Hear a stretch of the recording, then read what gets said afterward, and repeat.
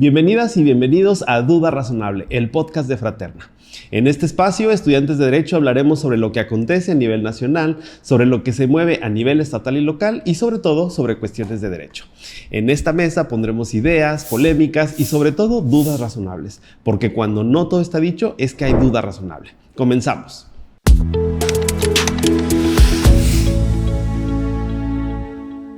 Para abrir boca, hablemos sobre lo que a nivel nacional nos enteramos un poco con incredulidad y un poco con sorpresa. Resulta ser que tras los escándalos del huachicoleo fiscal, nos enteramos que los hijos del expresidente Andy y Bobby López Beltrán tramitaron amparos, o al parecer los tramitaron por ellos, para que no pudieran ser detenidos bajo ninguna circunstancia por el tema de huachicoleo fiscal. ¿Es verdad o no es verdad que lo tramitaron, según lo que dice la ley, los hijos del expresidente Paolo? Sí, es verdad, sí lo tramitaron. Pues últimamente han salido muchas polémicas porque hablan de que ellos no lo presentaron, de que la persona que lo presentó y los involucrados en el documento no firmaron el documento. Pero es interesante cómo después de una situación tan polémica y interesante como es esta del huachicol fiscal, casualmente se presenta un amparo donde vienen 4 o 5 de las personas que están principalmente involucradas en este asunto, que a mí se me hace bastante conveniente, a mi perspectiva, que inicia un alboroto, un despapalle de cierta situación de secretarios de Marina, hijos del presidente, almirantes, bla, bla, bla. 200 órdenes de aprehensión son las que estaban pendientes en el caso de huachicoleo fiscal. Pero hablando de amparo, es que yo quiero remitirme a la figura jurídica porque quienes han tramitado un amparo que se hace ante un juzgado federal saben perfectamente que se tienen que acreditar 2 cosas. 1, la representación jurídica y 2, pues evidentemente la persona que está solicitando el recurso, que está demandando a través de la firma. Juan, el amparo ¿será no es un que recurso? Falsificaron la firma de los hijos del expresidente o qué es lo que consideras que pasó? Víctor, el amparo no es un recurso. No de hecho, una de las cosas que tienes que cumplir como presupuesto para llevar uno a cabo es que ya agotases todos los recursos, dejarlo claro. Y segundo, si ellos mismos ya salieron y dijeron, nosotros Depende no lo del tipo de realizamos. Depende del tipo de amparo, efectivamente. Claro, directo o indirecto. Pero sí, volviendo a tu pregunta, muy interesante. Si ellos mismos ya salieron a decir que no lo realizaron, la pregunta es quién lo realizó y si en caso de que conozcamos quién lo realizó, pues llevar toda la ley hacia él, que es porque estás tramitando amparos en nombre de otros. Es un delito. Totalmente, pero mira, quienes han interpuesto una demanda de amparo, por ejemplo, por la vía digital, se sabe que tienes que ingresar la firma electrónica, no del abogado, sino de la persona que está solicitando el amparo. Que no venía. Entonces, si lo fue en ventanilla física, es decir, directamente en juzgado, o si lo fue en ventanilla digital, vuelvo a hacer la pregunta. ¿Falsificaron la firma y los datos de identificación de los hijos del expresidente? Pues a la poca información que yo tengo, me atrevería a decir que sí. Porque incluso si se llegó a falsificar una firma, pues se cometió un delito. Y en ciertos medios se habla de que ni siquiera venían firmas. Lo cual está todavía peor porque como un tribunal acepta un amparo o una figura muy importante en el derecho mexicano que ni siquiera tiene personalidad porque las personas que vienen en el documento no firmaron. Es lo que nos dicen. Pues yo creo que estamos entrando en un punto, inclusive con los nuevos jueces, en lo que tú acabas de decirlo, si no están las firmas digitales, como sean, estamos hablando de algo que agrava lo que está sucediendo. En especial si nos ceñimos a que realmente los hijos del compañero expresidente no lo realizaron. Y después no sé si han visto que ya han comenzado a renunciar jueces que fueron electos en las últimas elecciones, que a mí personalmente me parece un ejercicio de depuración muy puro, muy sano, de aceptar que no son capaces y retirarse. La pregunta es cómo van a ser suplantados estas personas. No podemos quedarnos sin juzgadores. Y A mí lo que me parece que está tardando es la renuncia de los juzgadores que han aceptado ese amparo medio macabro que está sucediendo actualmente.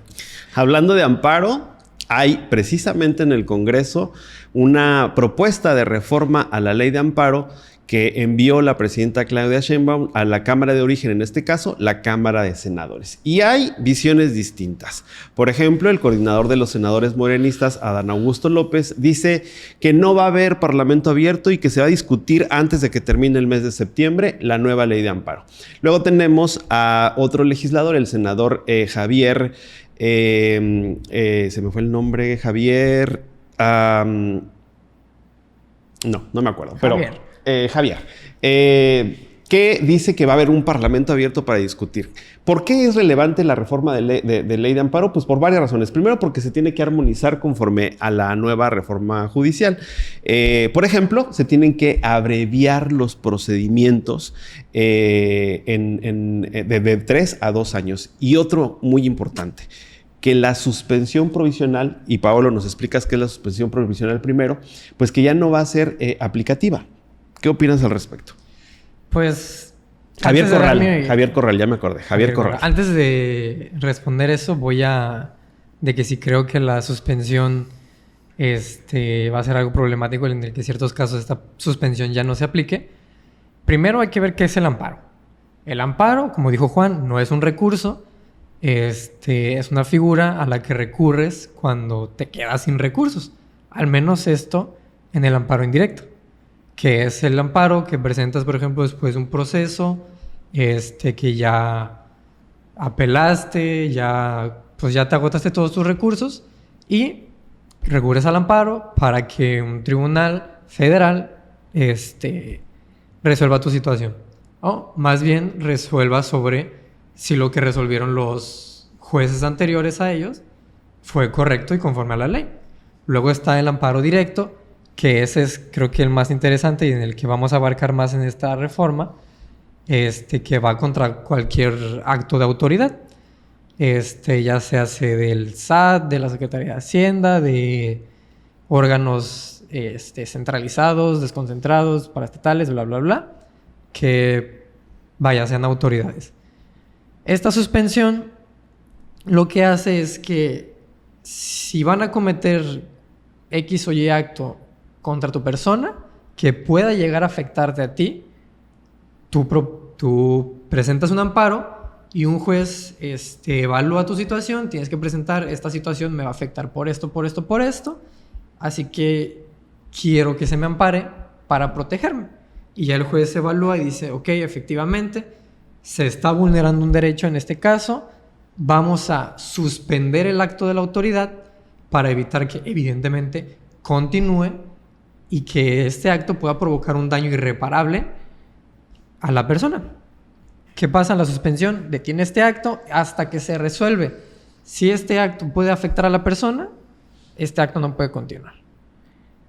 ¿Creo que va a ser un problema? Sí, porque la reforma tiene varios puntos interesantes. Uno que me agrada, por ejemplo, es que las resoluciones tienen que salir en 60 días, que es algo bastante interesante. Es bueno que esté en la ley, pero pues creo que si nos vamos a la práctica, sabemos... Sí, porque es todo un debate. Todo un debate. Primero, que en la última reforma que se hizo a la ley de amparo es que la aplicación ya no es general, sino individual. Ajá. Es decir, en beneficio solo de la persona que tramitó el amparo. Y ahora que la suspensión provisional, que es precisamente en casos graves para evitar el daño en los derechos de la persona que inicia la demanda de amparo, pues no continúen los daños de ese acto de autoridad. Entonces se habla de que hay una violación, un peligro a los derechos en lo general, en tanto que la suspensión provisional ya no va a ser posible. ¿Tú qué opinas, Juan?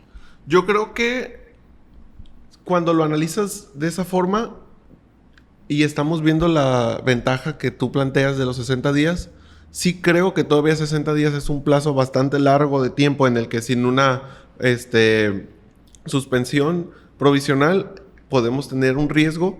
También habrá que terminar de analizar en qué casos va a pasar o si van a eliminar las suspensiones provisionales por completo. Yo sí creo que fue bastante polémico la última, en la que quitaron los efectos generales y los volvieron individuales. Y yo creo que hay que analizar por qué se está justificando esto.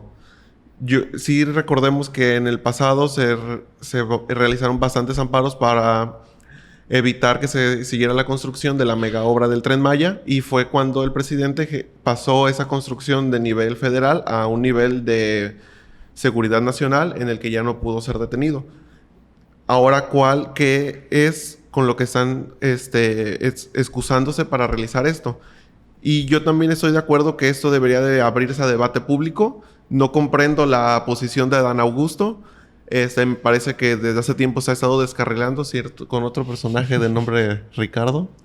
Y habrá que analizar cómo los legisladores se ponen a plantear eso. Yo creo que sí se va a retractar. Yo creo que sí debe abrirse a debate público y a ver qué sucede. Vamos a estar pendientes de lo que primero resuelva a la Cámara de Senadores como Cámara de Origen y posteriormente la Cámara de Diputados como Cámara Revisora sobre esta importante reforma a la Ley de Amparo que critican algunos es atenta contra derechos fundamentales.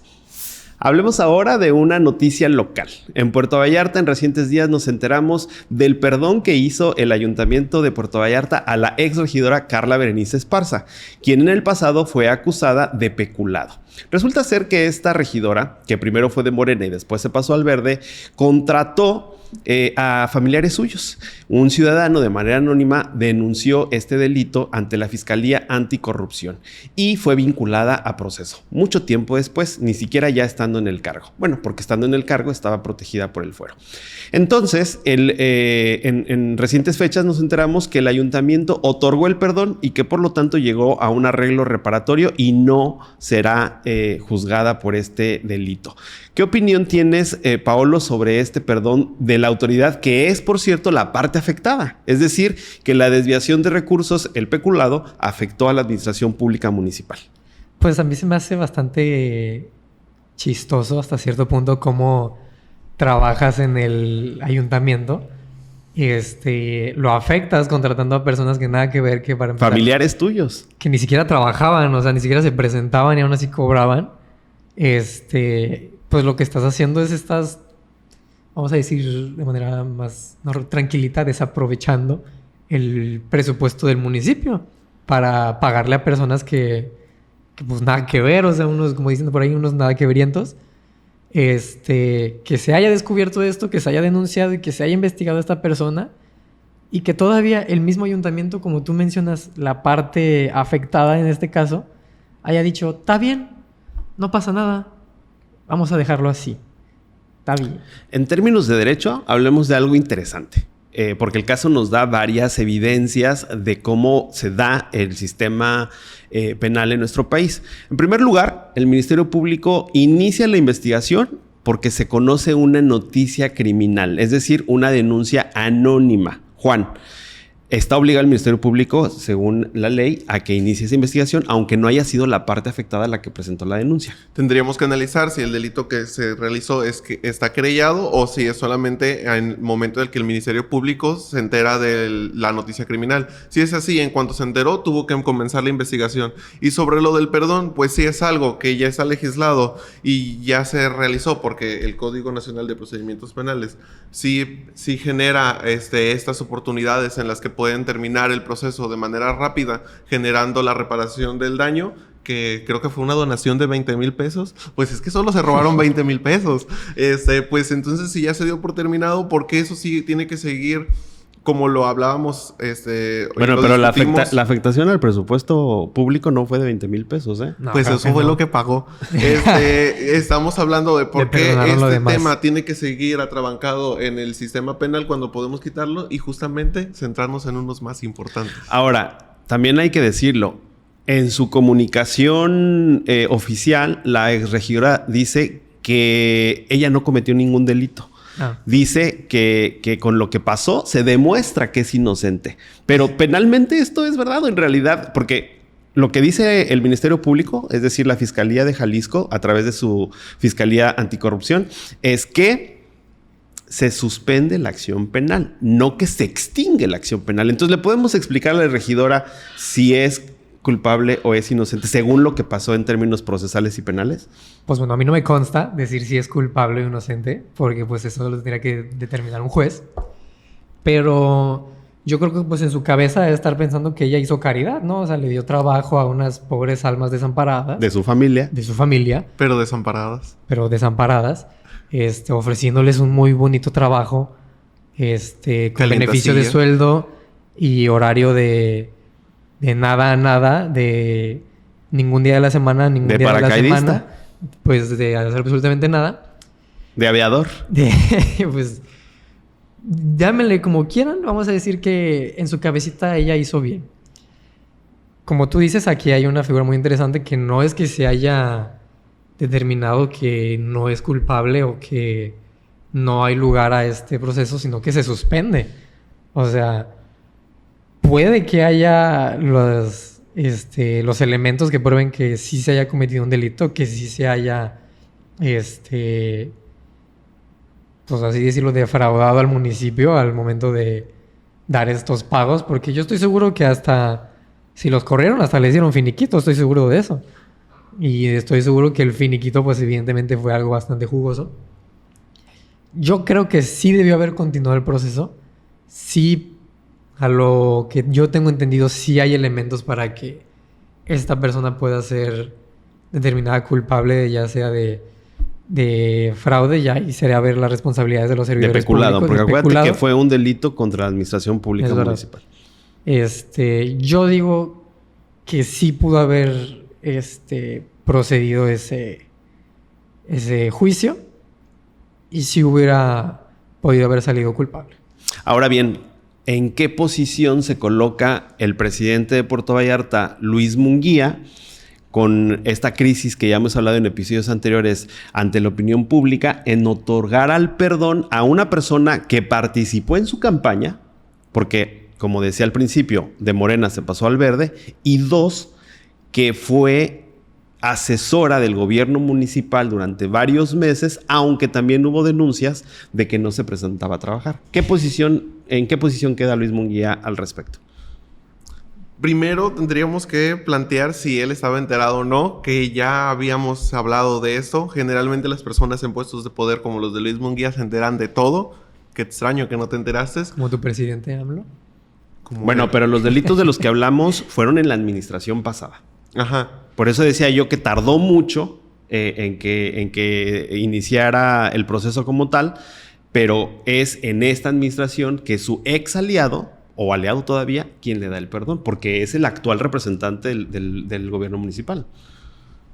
Pues ya tiene el perdón. Yo creo que aquí el asunto directo es por qué seguimos discutiendo esto. Yo creo que justamente el buen Munguía tiene más temas de los que preocuparse en ese momento. Por ejemplo, hace unos días se le acaba de inundar Vallarta y aquí estaba nuestro gober y tuvo que enlodarse sus zapatitos bastante elegantes. Tuquitenis. Sus tuquitenis. Yo creo que en ese momento Munguía tiene la oportunidad perfecta de dejarlo de lado, pasar como siempre hace, ignorando los problemas y ser feliz.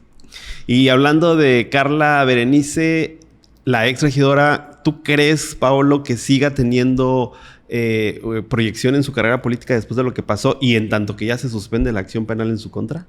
Que sí, yo creo que Carla N., bueno, ya hemos dicho muchas veces su nombre, ya no sé si sea necesario decirle Carla N., vaya a continuar su carrera política. Pues yo digo que sí. Pues sí, como dice mi compañero, ya la perdonaron. Ya no pasó nada. Pagó su... ¿La vamos a ver en alguna boleta electoral próximamente? Definitivamente. Yo creo que no. hasta en unos años, yo creo que va a ser candidata a presidenta municipal. Y sería bueno, a lo mejor me da trabajo a mí también. Imagínate. Como yo no voto aquí, yo voy a estar muy feliz de no tener que votar por Carla N. Pues bueno, es un caso que sacudió, si no el Círculo Verde, si no a la población en general, sí al Círculo Rojo de Puerto Vallarta. Por lo tanto, vamos a estar atentos. Ojo, es un acuerdo reparatorio. ¿Qué tal si no lo cumple? ¿Qué pasa en términos procesales y penales? Pues ¿La van a técnicamente se perdonar? supone que ya lo cumplió o no. Carla N, ¿lo cumpliste o no? ¿Pagaste los 20,000 pesos o no? Queremos el ticket aquí. Pues vamos a estar atentos entonces a lo que pasa con Carla Berenice N. Para mantener el principio de inocencia. Totalmente de presunta inocencia. roto ya, pero bueno. Y a ver qué pasa entonces en Puerto Vallarta con este caso que sacudió el Círculo Rojo. Pues qué va a pasar, municipio. que se va a volver a inundar, gente. Hablemos ahora sobre un asunto que tiene implicaciones en el derecho y en la vida pública de nuestro país. Desde el sexenio anterior, en el último año, el expresidente López Obrador presentó varias iniciativas para desaparecer organismos constitucionalmente autónomos de diferente índole, desde el Instituto para la Transparencia y la Protección de Datos Personales, el INAI, hasta, por ejemplo, los organismos reguladores en materia de energía, de telecomunicaciones, para evaluar la política social en México, el Coneval. Y pues bueno, hoy por hoy existen ya muchos menos organismos constitucionalmente autónomos. ¿Qué pasó en nuestro sistema jurídico, Paolo? Primero, para que se crearan los organismos constitucionalmente autónomos prácticamente a finales de los 90s y en la década en la primera década del siglo XXI. Pues los organismos constitucionalmente autónomos, principalmente en su mayoría, surgieron a causa de situaciones graves. Por ejemplo, el actual INE, en su momento IFE, nació por el famoso fraude que hubo en las elecciones del 88, me parece.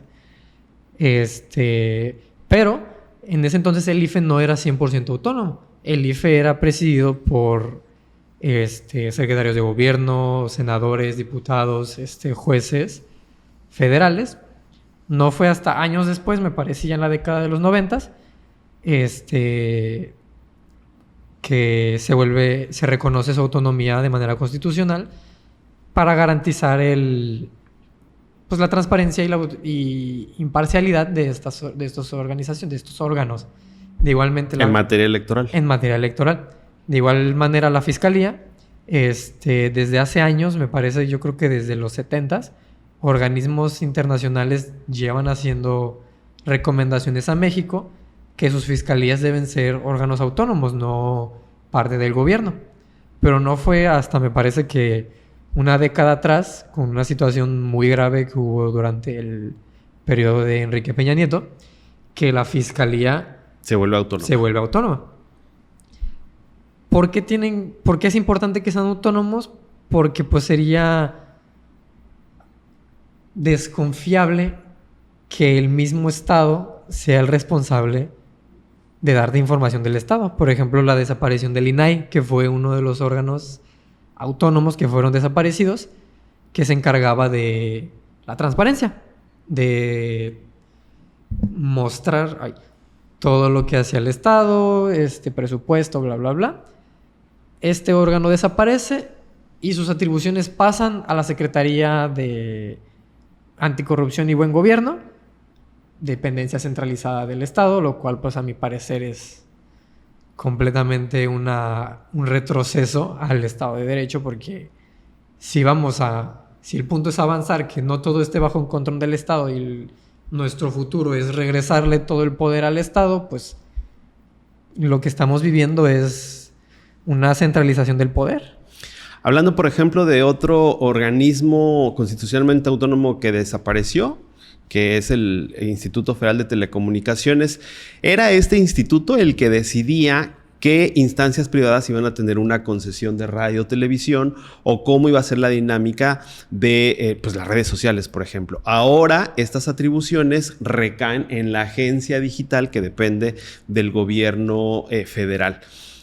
¿Está el actual gobierno en condiciones de ser imparcial respecto a este tema, por ejemplo, de telecomunicaciones, Juan Martín?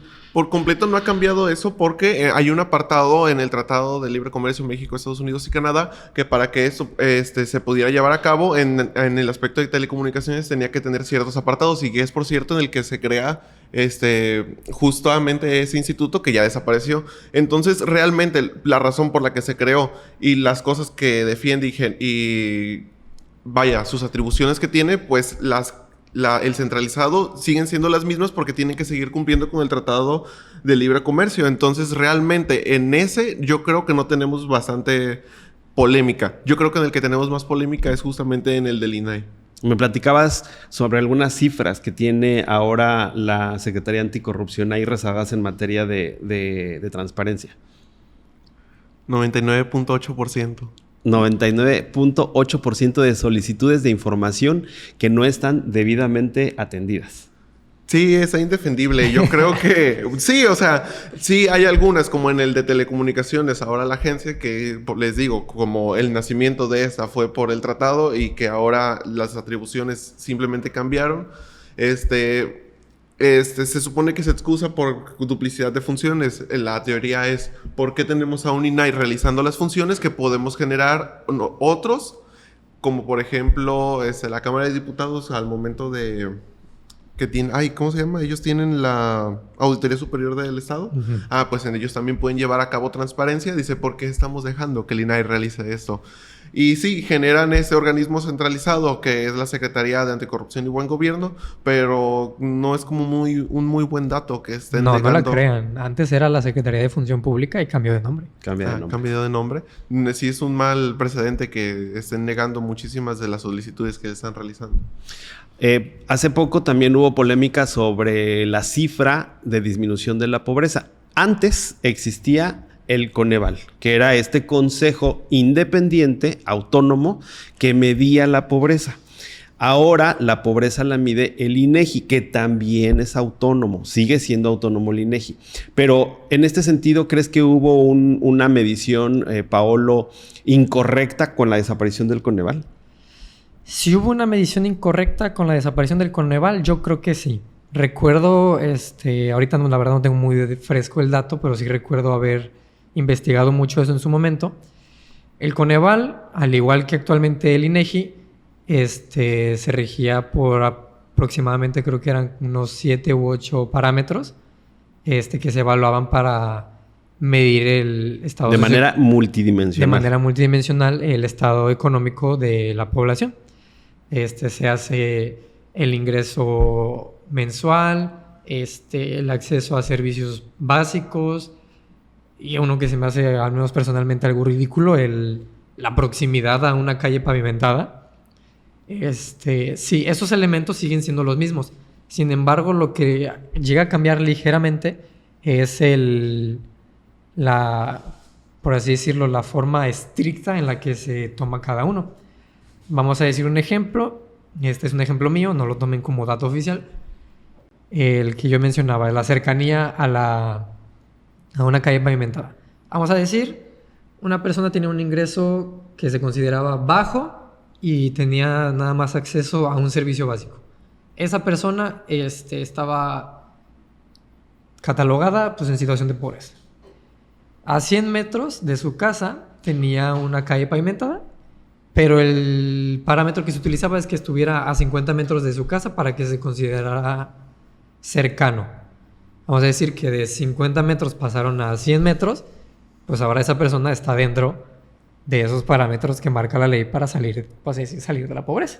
Es decir, solo por ese parámetro salió de la pobreza. Pero solo porque cambiaron, por así decirlo, el requisito de distancia que se tenía que tener con una calle pavimentada.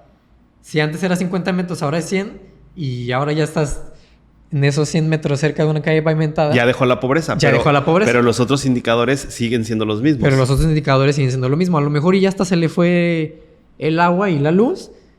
Ahorita que estamos una maravilla de agua en nuestro municipio.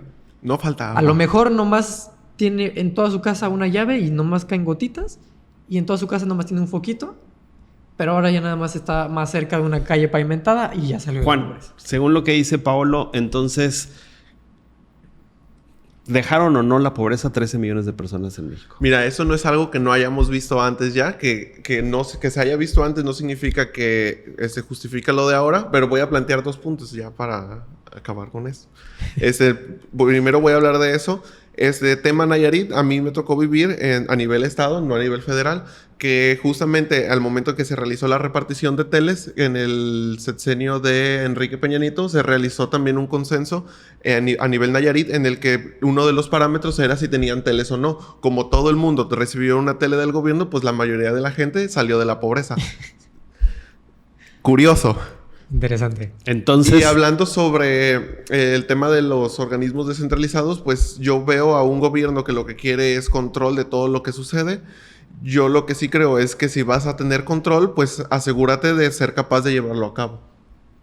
Pues bueno, por la desaparición de organismos constitucionalmente autónomos, este gobierno efectivamente ha sido señalado como autoritario y la confianza ciudadana para algunos analistas corre peligro. Vamos a estar pendientes de cómo los que quedan, que es el INEGI, que es el INE, que es la Fiscalía, mantienen o no su autonomía a nivel constitucional.